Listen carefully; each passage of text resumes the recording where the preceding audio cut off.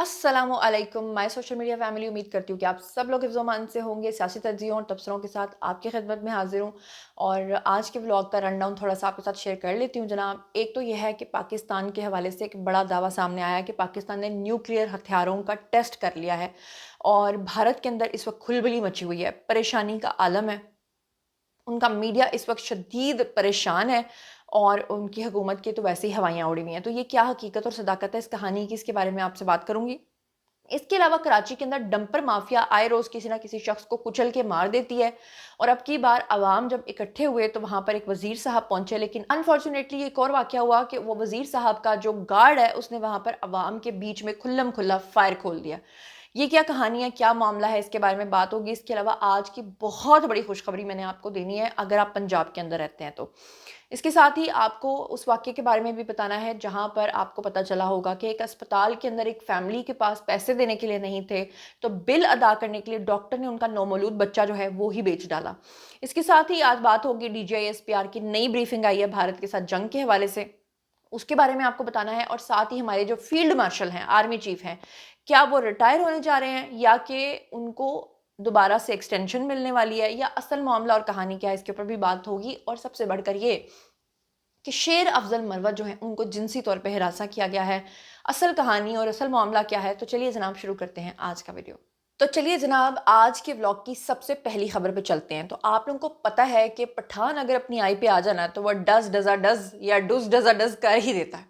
मैं बात कर रही हूँ शेर अफजल मरवत की। शेर अफजल मरवत की आपको पता है कि एक खूबी है कि वो बहुत ही आउटस्पोकन है। जब वो पीटीआई में थे तो बड़ा गजवज के बोलते थे, लेकिन बाज दफ़ा ऐसा कुछ भी बोल जाते थे जो उनको बोलना नहीं चाहिए था। और अब जब वो पीटीआई से मुनहरिफ हो गए हैं तो वो सब कुछ भी बोल रहे हैं जो कि कोई सुनना भी नहीं चाहता।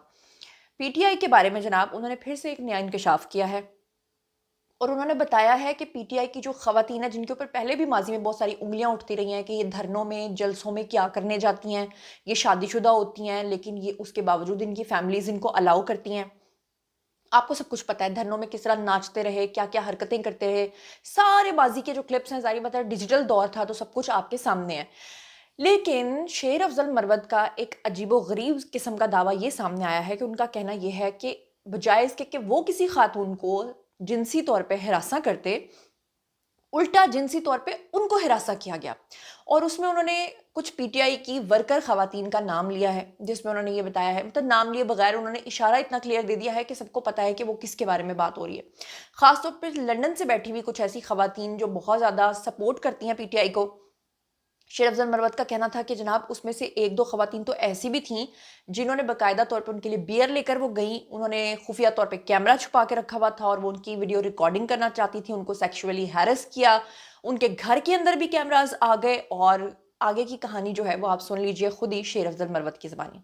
मरबत ने मुझे सेक्सुअली हरास किया है। अब तो उससे वो एंकर ने पूछा कि किस तरह सेक्सुअली हरास किया, कहते हैं मीडिया पे हरास किया है। ये सेक्सुअल हरासमेंट होती है। लेकिन मैं आपको ये बता दूं, मैं कसमन कहता हूं कि मुझे कई खवातीन ने सेक्सुअली हरास किया है। यस, सेक्सुअली हरासमेंट इस तरह है, बार बार आपको पूल भेजें, आपको वीडियो कॉलें करें, आपको अकेले मिलने की कोई एक खातून। पीटीआई की खवातीन नहीं नहीं, वो पीटीआई के मतलब ये मैं तो उनको ऐसी पीटीआई की खवातीन तो नहीं कहूँगा, उनके माथे पे तो नहीं लिखा होता है। एक खातून लंदन से जनाब अली इधर इस्लामाबाद तशरीफ ले आई और शादीशुदा थी, 2-3 बच्चों की माँ थी और जनाब मेरे दफ्तर में वारिद हो गई, मैंने आपसे अकेले में मिलना है। एक खातून है यूके की, बड़े ही मैं सिर्फ इतना ही कहूँगा कि काश अच्छे वालिदैन की बेटी होती। उसने पहले कैमरा फिट किया और फिर इस तैयारी के साथ आई कि शायद मरबत जो है वो तो बियर लेकर आई गई और मेरे कमरे में लेट टाइम पे घुसना चाहा और मुझे सिक्योरिटी को बुलाना पड़ा। यानी ये एक वारदात नहीं है। हनी ट्रैप पे हनी ट्रैप। हनी ट्रैप, ये हरासमेंट आप इसको कहें। मैंने ये हनी ट्रैप्स भी फेस किए, मैंने لندن، یو کے، یورپ، امریکہ، ہر جگہ پہ میں نے، اور پاکستان کے اندر میں نے کیمرے بھی نکالے. آپ نے کیمرے نکالے؟ میں نے کیمرے نکالے. اپنے آفس میں سے؟ کہاں سے؟ آفس میں سے نکلے، میرے گھر سے نکلے، واو. ہوٹلوں میں سے نکلے. جی تو آپ نے سن لیا. اب کیا کہا جا سکتا ہے؟ مطلب مجھے کہیں نہ کہیں شیر افضل مروت کی اس کہانی میں ایگزیجریشن سے ہٹ کے یہ حقیقت بھی نظر آتی ہے. کیونکہ ایسا ہوتا ہے کہ جب کوئی شخص جو ہے وہ کسی پارٹی کا حصہ بنتا ہے کسی چیز کا، تو آبویسلی اس کو متنازع بنانے کے لیے لوگ اس کے ویک پوائنٹس کو ڈھونڈتے ہیں. لیکن اگر شیر افضل مروت جو ہیں وہ اتنے عقل مند یا سمجھدار تھے کہ وہ اس ہنی ٹریپ میں نہیں آئے، تو یہ ایک بڑی اچھی بات ہے. ورنہ خلیل الرحمان قمر کے ساتھ کیا ہوا تھا آپ کو یاد ہے نا؟ ایک خاتون نے اپنے گھر بلا کے پھر اپنے گارڈز کے تھرو ان کی پٹائی کروائی تھی، پھر گاڑی میں بٹھا کے خلیل الرحمان قمر کو پورے شہر کے چکر لگوائے تھے، اور بعد میں ان کا اے ٹی ایم کارڈ اور ان کا کریڈٹ کارڈ بھی چھین لیا تھا، اور اسے ٹرانزیکشنز بھی کی تھی. وہ ایک الگ بات ہے کہ وہ ایک ایسی مشہور پرسنالٹی تھے کہ اس کے بعد وہ لوگ جو ہے وہ پکڑے گئے تھے. بہرحال جناب، اب ہم چلتے ہیں آج کی اگلی خبر پہ. اگلی خبر یہ ہے کہ اس وقت پی ٹی آئی والوں کی رات کی نیندیں حرام ہوئی ہوئی ہیں. ان کو نیند اس لیے نہیں آ رہی کہ وہ اس بات پہ پریشان ہیں کہ ہمارے جو آرمی چیف ہیں، ہمارے جو فیلڈ مارشل ہیں، کیا وہ اب ریٹائر ہو جائیں گے، یا کہ ان کو ایکسٹینشن مل جائے گی، یا وہ دوبارہ سے ہمارے آرمی چیف جو ہیں وہ منتخب ہو جائیں گے. اور اس بات کو لے کر سوشل میڈیا پہ ہر طرف ان کی کیریکٹر اسیسینیشن باتیں، پتہ نہیں کیا کیا چل رہا ہے، وہ تو آپ کو پتہ ہی ہے. لیکن کہانی کچھ اس طرح سے ہے، اور خبر یہ ہے کہ فیلڈ مارشل کا جو عہدہ ہے وہ آئینی بنانے کے لیے آرٹیکل 243 کے اندر ترمیم کرنے کی طرف جو ہے وہ گورنمنٹ سوچ رہی ہے. وفاقی حکومت جو ہے وہ 27ویں آئینی ترمیم کے لیے تیار ہو گئی ہے، اور اس بات کی وجہ سے پی ٹی آئی والوں کی رات کی نیندیں حرام ہوئی ہوئی ہیں. ان کو سمجھ نہیں آ رہا کہ اب ہم کریں تو کریں کیا. یہ تھوڑی سی آپ کو ڈیٹیل بتا دیتی ہوں کہ 27ویں آئینی ترمیم میں آرٹیکل 243 جو ہے اس کے اندر جا کے اسپیشلی ترمیم ہوگی، جس کا مقصد جو ہے وہ آرمی چیف کو دیے گئے فیلڈ مارشل کے عہدے کو آئین میں شامل کرنا اور اسے تسلیم کرنا ہے. کیونکہ آپ کو پتا ہے کہ جو فیلڈ مارشل ہوتا ہے وہ کبھی بھی ریٹائر نہیں ہوتا. اس کے بارے میں یہ کہا جاتا ہے کہ وہ ہمیشہ ہمیشہ کے لیے آپ کا فیلڈ مارشل ہے، اور ایسے میں آئین کے اندر یہ ترمیم کی جائے گی تاکہ ان کو تسلیم کر لیا جائے. اب پی ٹی آئی والوں کو جو ہے لوز موشنز اس بات پہ لگے ہوئے ہیں کہ وہ اس بات پہ پریشان ہے کہ اگر یہ ترمیم ہو گئی تو پھر کیا ہوگا کالیا. پھر تو خان صاحب جو ہیں اگر آج وہ 74 سال کے ہیں، اور اگر ان کیس وہ 10 سال بھی جیل کے اندر گزار کے آتے ہیں، تو 84 سال کیوں کہ وہ باہر نکلیں گے. مجوزہ ترمیم میں آئینی عدالتوں کا معاملہ بھی شامل ہے. ایگزیکٹو جو ہے اس کی مجسٹریل پاور جو ہے اس کی ڈسٹرکٹ لیول کے اوپر تفصیل بھی مجوزہ ترمیم میں شامل ہوگی، اور اس کے ساتھ پورے ملک میں ایک ہی نصاب کا ہونا بھی 27ویں ترمیم کی تیاری کے اندر زیر غور لانے کا امکان ہے. اب پی ٹی آئی والے ظاہر بات ہے نون لیگ کو تو یہ آفر کر نہیں سکتے، تو پیپلز پارٹی والوں کو بار بار آفرز کی جا رہی ہیں کہ ہمارے ساتھ اس چیز کے اوپر بحث کی جائے، ہمیں بتایا جائے، ہمیں قائل کیا جائے. بہرحال ہونا تو وہی ہے جو منظور خدا ہوگا. ورنہ آپ خود سوچیں کہ یہ وہی فیلڈ مارشل ہیں، یہ وہی ہمارے آرمی چیف ہیں نا جن کے بارے میں یہ کہتے تھے کہ ایک دن پہلے تو وہ ریٹائر ہونے والے تھے. یہ وہی آرمی چیف ہیں جو آئی ایس آئی کے جس وقت ہیڈ تھے اس وقت یہ ایک بڑی سی فائل لے کر عمران خان کے پاس گئے تھے، اور انہوں نے بشرا بی بی کے جو وہ لیتی تھیں جناب رشوتیں، خاص طور پہ جو ملک ریاض سے انہوں نے ہیرے اور جواہرات اور ان سب چیزوں کی ڈیمانڈز کی تھیں، اور خاص طور پہ توشہ خانہ سے بھی انہوں نے جو چیزیں اپنے پاس رکھی تھیں. تو آرمی چیف نے جب شکایت کی تھی ان کو جا کے، پرائم منسٹر تھے اس وقت کے عمران خان، تو عمران خان نے کیا کیا تھا اس وقت؟ تو فیلڈ مارشل کو کہہ دیا تھا کہ ٹھیک ہے میں ضرور کچھ کروں گا، آپ چلے جائیں. لیکن بعد میں انہوں نے کیا حرکت کی تھی؟ بعد میں انہوں نے یہ حرکت کی تھی کہ انہوں نے جناب جنرل باجوہ کو کہہ کے سارا دباؤ پڑوا کے، اور جو ہمارے آئی ایس آئی کے اس وقت کے ہیڈ جو کہ موجودہ ہمارے فیلڈ مارشل ہیں ان کو ان کے عہدے سے ہٹوا دیا تھا، اور ان کی جگہ پہ فیض حمید کو لگایا تھا.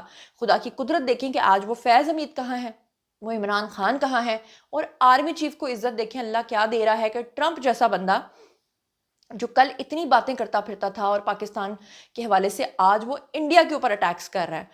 کیا سبحان تیری قدرت.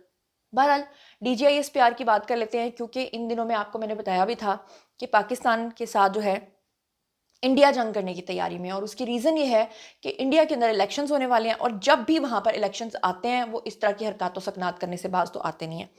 اب D G I S P R کہہ رہے ہیں کہ جی ہمیں ایسے شواہد ملے ہیں کہ بھارت اس بار سمندر کے راستے سے کوئی کارروائی کر سکتا ہے، لیکن ہم مکمل طور پہ الرٹ ہیں.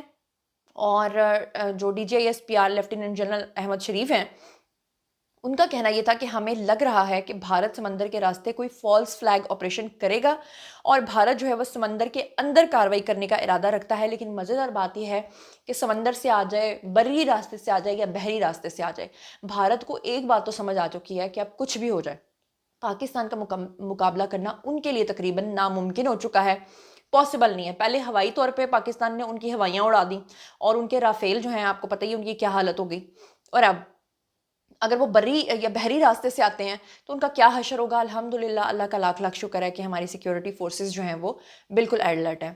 اچھا جی، اب ہم بات کر لیتے ہیں کراچی کی۔ کراچی کے بارے میں آپ لوگوں کو پتہ ہے کہ وہاں پر ای چالان سسٹم چلا ہوا ہے، اور وہاں کے جو عوام ہیں وہ بہت ہی زیادہ سیخ پا ہیں، وہ غصے میں، اور وہ کہہ رہے ہیں کہ سڑکوں، جس طرح کی کراچی کی سڑکیں ہیں اس طرح کی سڑکوں کے اوپر تو گاڑی چلانے کا چالان نہیں بلکہ انعام ہونا چاہیے۔ یہ نبیل ظفر جو ہمارے ایکٹر ہیں انہوں نے کہا ہے۔ اب ہو کیا رہا ہے، لوگوں کے گھروں میں 22,000 25,000 کے ای چالان جا رہے ہیں، لوگ بڑے پریشان ہیں۔ اور ایسے میں کراچی کے اندر ایک واقعہ جو بار بار ہوتا ہے جس کی وجہ سے وہاں کے لوگ جو ہیں وہ زیادہ غصے میں آ جاتے ہیں، وہ واقعہ جناب یہ ہے کہ وہاں پر جو ڈمپر مافیا ہے آئے روز وہ کسی نہ کسی کو کچل دیتا ہے۔ پچھلے دنوں بھی آپ کو یاد ہوگا کہ کوئی 7 سے 8 واقعات جو ہیں وہ کراچی کے اندر پے در پے ہوئے، جس کی وجہ سے لوگوں کو شدید غصہ آیا۔ تو اب جناب ہوا کیا، کراچی کے اندر یہ واقعہ ہوا کہ وہاں پہ پھر سے ایک ڈمپر نے کسی کو کچل دیا، اور وہاں پہ جب کیجویلٹیز ہوئیں، وہاں پہ نقصان ہوا، جانی نقصان ہوا، تو لوگ جو ہیں وہاں پہ سیخ پا ہو گئے اور وہاں پہ سراپا احتجاج ہو گئے، لوگ وہاں پہ اکٹھے ہو گئے۔ اب وہاں پہ لیاقت محسود جو ہیں انہوں نے جانے کا ارادہ کیا عوام میں، لیکن آپ کو پتہ ہی ہے کہ جب عوام مشتعل ہوتے ہیں تو وہ کیا کرتے ہیں۔ لیکن جیسے ہی وہاں پر لیاقت محسود وہاں پر پہنچے اور لوگوں کو مشتعل دیکھنے کے بعد ان کا جو گارڈ ہے اس نے ایک اور گھٹیا حرکت کر دی، جس کی وجہ سے اس نے اور الٹا لوگوں کو اپنے پیش پڑوا دیا جی۔ وہ کیا تھا؟ وہ یہ تھا کہ اس نے جناب وہاں پہ ڈائریکٹ عوام کے اوپر فائرنگ کھول دی۔ اب یہ پوری کہانی کچھ اس طرح سے ہوئی ہے، کراچی میں ڈمپر کی ٹکر سے شہری کے جاں بحق ہونے کے واقعے کے بعد حالات کافی کشیدہ ہوئے۔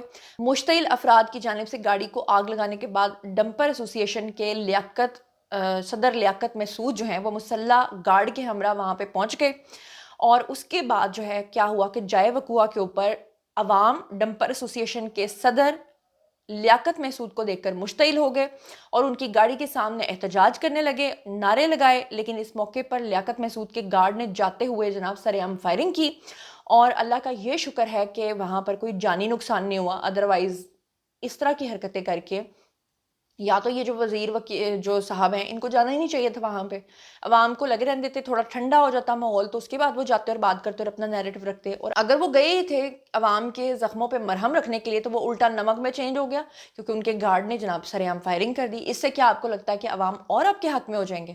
امپاسبل۔ پھر آپ وہ دیکھیں نا، کراچی ہی کے اندر ایک واقعہ پیش آیا، اتنا عجیب و غریب واقعہ آپ نے شاید تاریخ میں کبھی سنا ہو، لیکن اب تو حیران ہونے کی ضرورت بھی نہیں، کیونکہ آج کل ہم روزانہ ایسے ایسے واقعات سنتے ہیں کہ عقل دنگ رہ جاتی ہے، عقل بھی جواب دے جاتی ہے۔ یہ واقعہ جناب یہ بھی کراچی میں پیش آیا، جہاں پر اسپتال کے اخراجات نہیں دے سکی فیملی، تو ڈاکٹر نے کیا کیا، انہی کا نومولود بچہ اٹھا کے بیچ دیا، اور اپنے جو پیمنٹ ہے، جو چارجز ہیں، وہ اس بچے کو بیچ کے پورے کر لیے۔ کیا آپ کو یقین آتا ہے؟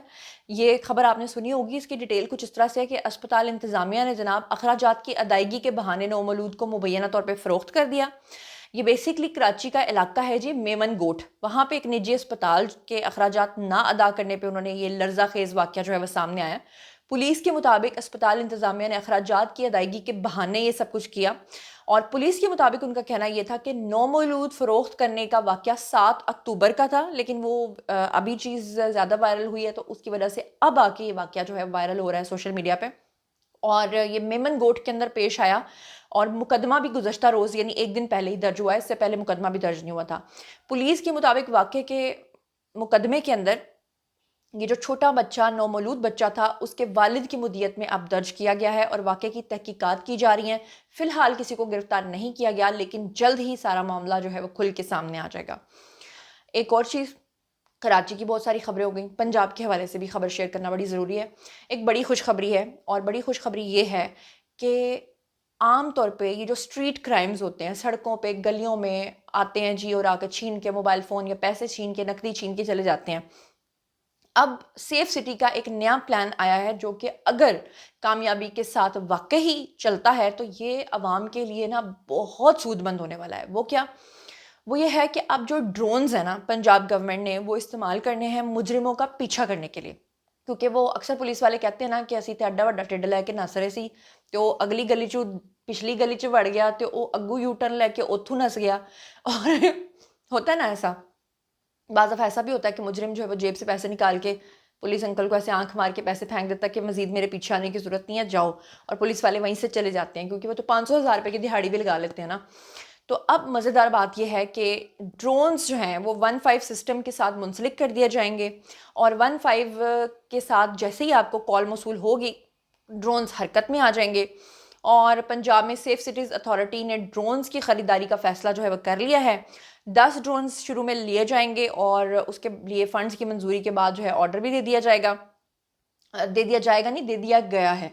और फिर उसके बाद जो है अब वो ऊपर से जनाब ड्रोन उड़ेगा, लेकिन इसमें बहुत सारी चीज़ें अभी भी हैं इसके फ्लॉप होने की। जैसे ऊपर ड्रोन चल रहा था तो जनाब जी वो खंबे में फंस गया, वो तारों में फंस गया, वो जी कच्ची गली आई तो वो जनाब आपको पता है ना पंजाब के अंदर बड़े बड़े घरों के ऊपर लोगों ने वो बड़े बड़े कबूतरों के कूप्स बनाए होते हैं, तो वो कूप के अंदर फंस गया तो वो भी नुकसानदेह बात है। वो कितना ऊपर जाके फ्लाई करेगा और फ्लाई करने वाला कितनी महारत रखता होगा, ये सब चीज़ें भी देखनी होंगी। वो अब जो सबसे मज़ेदार खबर है ना वो मैंने आपको देनी है, और मज़ेदार खबर ये है कि आपस में लड़ने के वाक़यात जो हैं वो पीटीआई में अब बहुत ज़्यादा हो रहे हैं। वो क्या, कल के व्लॉग में मैंने आपको बताया था कि खौला चौधरी नाम की खातून जो है वो पकड़ी गई। उम्रा करने के बहाने वो मुल्क से भाग रही थी, अपने शौहर समेत वो गिरफ्तार हुई। पीटीआई की एक्टिविस्ट थी और बहुत ही गंदे स्टेट के बारे में जो है वो गंदे गंदे ट्वीट्स जो है किया करती थी। अब उसके लिए जो वकील है वो कौन मुकर्रर हुआ है, वो हुआ है जनाब मियाँ अली अशफाक। मियाँ अशफाक मेरे ख्याल से वही हैं जो एडिशनल डायरेक्टर्स और ये जो डक्की भाई को ब्लैकमेल करने वाले जितने भी हजरात थे जो एफआईए के मुल्ज़मान थे उन सब के भी ये वकील हैं। अब शहबाज गिल जो हैं वो मियाँ अली अशफाक जो हैं उनके खिलाफ फट पड़े हैं। हालांकि दोनों का ताल्लुक यानी कि शहबाज गिल का भी और मियाँ अली अशफाक का ताल्लुक भी जो है वो पीटीआई से है। शहबाज गिल ने लिखा, लें जी अभी खौला चौधरी के वकील भी ये आईएसआई के एजेंट मियाँ अली अशफाक बन गया है। मुझे नहीं पता कि खौला चौधरी को उसने खुद ही उठवाया है या आईएसआई ने कह दिया है कि जाओ छोड़ना है तो तुम ही फिर नंबर बना लो। जो भी मुकदमे में ये टाउट हो, वैसे ये टाउट दावा करता है कि इस एक केस में उसने मुझे हराया, वो मुझे नहीं आपने इमरान खान साहब को हराया था, और जनरल बाजवा ने सेक्टर कमांडर और इनके कर्नल के ज़रिए मुझे और लाहौर में मेरे वकला को धमकियाँ भी लगाई थी, और आगे अला वला जो भी है। मियाँ अली अशफाक ने जनाब आगे से मुंह तोड़ जवाब देते हुए इनको लिखा कि इमरान खान का नाम जो है वो अपनी गिरी हुई शख्सियत को कितना तुमने बेचना है और उठाना है। आपको तो डॉक्टर गिल अपनी पार्टी ने बड़े अरसे तक गद्दार करार देकर खुद से दूर रखा। क्यों इमरान खान का नाम इस्तेमाल करके उनकी गैर मौजूदगी में 5 साल पहले की मन घड़त कहानियाँ घड़ कर मज़ीद अपनी गिरी हुई साख को सहारा देते हो। इस अजीम लीडर के अलावा जनाब के पास अपनी जूती जितनी पहचान भी नहीं है। ये मियाँ अली अशफाक ने जनाब बीच में खौला चौधरी को बीच में मेंशन किया और मौला बख्श सोमरो को और एक दो और अकाउंट्स को। तो यहाँ से आप अंदाज़ा कर लें कि जब आपने कुत्तों की आपस में लड़ाई देखी है, कुछ तो पहले देख के एक दूसरे को गुर्राते रहते हैं, आपको लगता है कि अभी एक दूसरे की चीर फाड़ कर देंगे, लेकिन उसके बाद वो यूं नाक चढ़ा के वहाँ से भाग जाते हैं। उसके बाद कोई हमला वमला कोई नहीं करता। अच्छा जी, अब आ जाते हैं हम पाकिस्तान के वज़ीर ख़ारजा ट्रंप की तरफ। जी, मैंने अब इनको पाकिस्तान का वज़ीर ख़ारजा इसलिए कहना शुरू कर दिया, बल्कि पाकिस्तान के स्पोक्स पर्सन हैं वो, इसलिए पाकिस्तान के तर्जुमान बने फिर रहे हैं, हर जगह पाकिस्तान की तारीफ़ें कर रहे हैं, हमारे फील्ड मार्शल की तारीफ़ें कर रहे हैं, और ख़ास तौर पे इंडिया के बारे में जो उन्होंने उनकी मिट्टी प्लीद कर दिया ना। अब जो ट्रंप ने किया ना, वो कहते हैं ना किसी की माँ मार देना, अब माँ क्या मार दिया जनाब उन्होंने।